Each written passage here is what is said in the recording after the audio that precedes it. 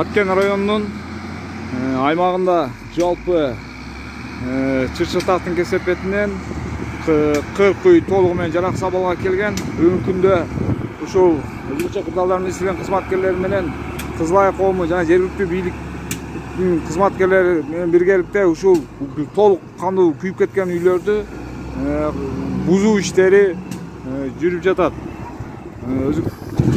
Жергиликтүү бийлик тарабынан бүгүнкү күндө Аксай айылынын Бакай участкасына бир автожүктөгүч жана 2 самосвал техникасы тартылды.